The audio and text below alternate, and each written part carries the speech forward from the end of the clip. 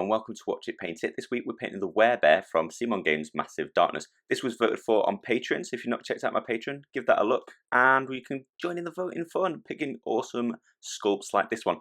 Benson's painting this one, so don't forget to big up Benson in the comments below. Give him a thumbs up if you enjoy this video. And he's just showing you the model spray painted in white primer there. And that's what he looks like if you're not familiar with it. He's going to be starting with Steel Legion Drab. So as normal, Benson's going to be painting these with the Citadel colour range. Primarily, he doesn't always have all the colours, but by default, he'll be using Citadel. He's using the base brush there by Citadel. He's going to be painting this Steel Legion Drab. That's the sort of normal brown, the mid-range brown in Citadel's range. So sort of dirt splatter or what's the other one called? Leather brown in Army Painter set if you've got that one. Or in Vallejo's, the Beastie Brown would probably be perfect for this big beast in Vallejo's set. So he's just applying this paint all over the fur, which is most of the model really. It's this is a great model to paint, a fairly easy one, especially if you're quite new to it. It's going to be a lot of this brown and then a lot of dry brushing, which is a fairly easy technique, so it's a great place to start. We thought this model was going to be a lot harder. It looks detailed, but dry brushing is quite easy. After he's painted on that brown, he's going to use Agrax Earthshade. That's the dark brown shade by Citadel, and he's going to be applying that on top of all of that fur, just to get the stain sort of in all of the recesses, just to give it a nice shadow in all the nooks and crannies, basically. And that's going to straight away give a lot of definition to the model. It's going to start standing out and looking quite detailed now. It's bringing a lot of the detail back into that fur, not just a big brown mess now. It's a multicoloured 3D brown furry mess, but it's going to start looking good even at that point. Steel Legion Drab back out now, and as I mentioned, Benson's just going to be dry brushing this fur, so he's doing all the fur in one go. And the reason for this is dry brushing, although it's easy, it's quite messy, so he's going to be catching this brush all over the model. Basically, he's going to be applying a very small amount of paint and scraping it along all of the fur, which is going to catch on the outside of it, but also catch on some of the random other parts of the model, so you don't want to paint that first. He's then mixing some Ushabti Bone with that Steel Legion Drab, about 50-50, and he's doing an even lighter dry coat on all the most raised areas of the bear's fur, so all the prominent parts that are sticking out sort of on each of his muscles, his tail, his bottom, and so giving a lot of time and effort to that bear's bottom there. His fingers, his hands, his sort of the centre of his muscles, as well as biceps and his forearms, that sort of thing. Just a lighter coat, just to give it another realistic dry brush, and then a third and final dry brush of just neat Ushabti Bone. And he's going to be this is going to be sort of spot dry brushing just on the very edges, the very tips, the bit closest where it would be lightest, the light's hitting it the most. And this is just giving a final highlight, just really finish off that detailing, really make this model stand out. It's going to look phenomenal at the end. After he's finished that, he's going to use Ushabti Bone, just neat, same as what he was using with the dry brushing there, but he's going to use his brush, and he's going to be applying this to those jaw bones that the bear's got. Those why are they extruding? Why are they external jaw bones? Is that some sort of armour? I can't really tell what that is, but do it Ushabti Bone. Also, he's got a skull on his dress in the middle. His robe, his toga. Let's go with toga. This bear's wearing a toga, and then there's a few sort of strands wrapped around his dreadlocks, and then he's got some claws on, like a weapon claw, as well as just his normal claws. He's got claws and nails on both his hands, so paint those in Ushabti Bone as well, and then the toenails as well. Just forget all of those. Use the bone colour for the sort of bone parts of the model. He's going to use Toxic Boils. This is by the Army Painter, that's what I'm saying. He doesn't always have all of the colours, but this is a sort of purpley pink. It's really, really good for doing the sort of inside of mouths, tongues, that sort of thing. He's going to use Carroburg Crimson. That's the red shader by Citadel, and that's just to shade in what he just did with his gums and his tongue and the roof of his mouth there. That's going to make that stand out, give it some real detail, highlight that later. Mournfang Brown, that's the Ready Brown by Citadel, and that's to paint on these straps that the bear's got on him. So he's got one across his chest, one round the back, and he's got one holding on that weapon claw that he's built out of claw. I don't know why he needs a claw for a weapon when he's got claws for weapons. Seems a bit overkill, but that's how the model rolls. He likes to have an abundance, a redundant array of claws, really. After his primary weapon, Benson's going to paint his secondary weapon. That's his teeth. He's going to be using White Scar by Citadel, and he's just painting back in his teeth, really. So anywhere he caught toxic boils or the brown when he was dry brushing. Hashut Copper, Citadel's copper colour. I'm a bit jealous, actually. I really enjoy when we get to use metallics that aren't just silver or gold. It's very, very few and far between of what we've painted so far, where you get to use a copper or a brass or a tin or an iron. I think tin by Vallejo and iron by Army Painter are like the same colour. But yeah, a bit jealous. Benson's getting to paint the bear's armour in this copper colour. So that's his shoulder pad there, and he's got an elbow pad, and then he's got a few extra little bits. So he's got a ring around his toga, I think front and back, and then he's also got this sort of, oh, is it ring or jewellery sort of on his shoulder, holding the two pieces of the toga together there. So Benson's covering that as well.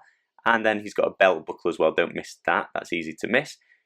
He's also got a knee pad, which is ridiculously easy to miss, as you'll see in a minute. Good work, Benson. He's going to use Agrax Earthshade, and that's to shade in all of those bones that he painted in previously. So all of his claws, his toe claws, the bones on his jaw, those straps that are around his sort of hair that's dangling down, his dreadlocks, his weapon, that claw weapon, any straps you can see. He's also going to use a bit of shade on the Hashut Copper as well, just to bring out some of that detail. It's got a nice pretty pattern on this and around the edge, just to make it look a little bit weathered going forth. And they probably also applied a little bit to that skull that you could see there. Ushabti Bone's back out now, and this is to start applying the highlight to all of those boned, clawed, bony areas. So he's going to start by just painting in back in the base colour, anywhere that the shade sort of settled that he doesn't want, any of the large areas. So he's just painting back in all the colour and just leaving that shade in all of the recessed areas, so sort of between all of the claws there, the inside of his hand sort of, how would you say, curled over, his fingers are curled. So make sure you leave the shade where the light wouldn't hit. Just, I mean, you can look at your own hand in the light and you can see where the shadows would be cast. So just highlight up the Ushabti Bone on the bits of bone that would be catching the light still. Then he's going to mix in some white scar. That's the Citadel white. I nearly said white primer. That's the Vallejo white. There's so many whites. Just neat white with some bone colour. Mix that about 50-50. And then highlight. This is just applying to exactly the same areas we did before, but it's like a thinner highlight. So Benson's always watering down his paints a lot, so that helps him massively when he's highlighting. The colour's not subtly too strong, but he's also just painting a thinner line on top of everywhere he's just previously coloured in. So it's just getting narrower and narrower the line, so it's blending nicely to a point. And then white scar's his final highlight on the bone, so it'll be really just catching the very, very edges of all of those bone areas now. So the top of the jaw, along the edge of the jaw, along the edge of all the claws. You can almost paint in a single line just on the very most raised part of each of his nails, and that's just going to blend in beautifully well and make his claws just look really, really realistic. He's going to bring out Hashut Copper and paint in his knee pad that he missed earlier. Yeah, I don't know how he missed that. It's not like this model is teeny tiny. He's going to use Agrax Earthshade just the same as he did with the other copper, and just paint that into the shadowy areas, so around the edge of the plate and the fur as well. Coelia Greenshade, that's the green shade. He's going to be applying that to some of the copper as well. He's going to try and give it a sort of weathering and oxide finish to that.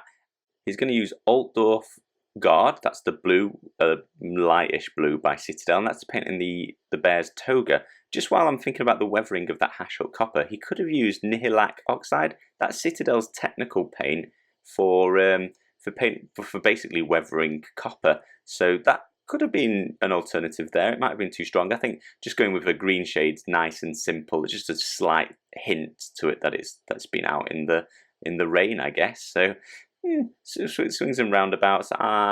If I was doing this video, I would have tried the oxide just so you guys could see it.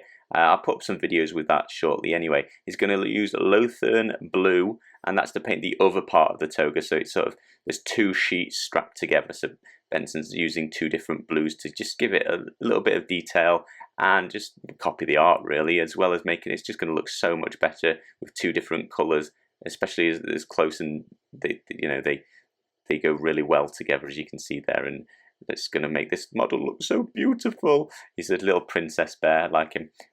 Just this bit is going to take quite a lot of time. You've now painted most of the model. You've got to be fairly careful at this point, so it's going to eat a lot of the painting time. So I'll just take a moment just to remember, if you're enjoying this video, if you're liking this paint job, do big up Benson below, give him a massive thumbs up, leave him a comment. He loves hearing from you guys. And does that fill enough time? Probably not. Benson do a little bit of painting off camera there to fill some more space up as well. So after the blue's all done, it's going to use Leadbelcher, and that's by Citadel. Why is it not Leadbelcher Silver? I feel like most of their colours are X colour names, so I'm always confused to say that. And that was just paint on the spikes on his on one of his armour plates there. Mixing his white scar with Altdorf Guard there, creating a lighter version of the Altdorf Guard, and he's going to use that to apply the highlight to the darker blue part of the robe, and he's going to be applying that to all of the folds, all the raised bits of those folds across this bear, and they're quite prominent as models, as you can see, and as you probably all know, and as I've mentioned, fairly large. It's quite easy to hit those bits. He's going to do exactly the same with Lothern Blue and White Scar, mixing it 50-50, and then he's going to do exactly the same, go along all of those raised parts of the lighter blue part of the toga, and just catch them all of those folds, and really start making that pop out and look absolutely amazing. As I've mentioned in previous videos, Benson is absolutely on fire recently, and this is no exception. This is a really, really great looking model. Those two blues look absolutely fantastic. Abaddon Black's going to be used, and that's just to paint in the bear's eyes. So he's giving him 2 sockets, as he often does, and then he's just going to use White Scar to paint in 2 sort of possessed eyeballs. He's not going to give this bear a pupil. It doesn't look like it's got one, and it looks fantastic like that. Then we're back in my nice, safe, reliable hands, back at my house, and I'm using Abaddon Black just to paint in the bear's base using my regiment brush here. A lot of subscribers have actually asked me why Benson never paints the bases on these models, and it's quite a sad story. I don't think Benson will mind me sharing this, but he's actually got a crippling fear of circles. He's incredibly afraid of them, and it's not actually like, originally I started laughing about this, but it's not actually funny. It's actually quite detrimental in his life. I mean, can you imagine? He's not able to eat off plates like the rest of us. He can never put his mug on a coaster. His cup of tea has to sit on the table. He ruins tables that way, and his car has square wheels, so it's shocking really. So leave him some support in the comments below, and that was the end of it. We are completely finished. Here is the bear, 100% complete, 1 hour 34 minutes. I thought that was fast. This is a big model, but as I mentioned at the start, it's mostly just dry brushing. That's quite quick and quite easy to get a really, really good effect. I think he looks fantastic. As I mentioned, Benson's absolutely on fire. Leave him a thumbs up, drop him a comment, big up Benson. He'll really appreciate that, and we'll keep him coming back and helping. Thank you all very much for watching.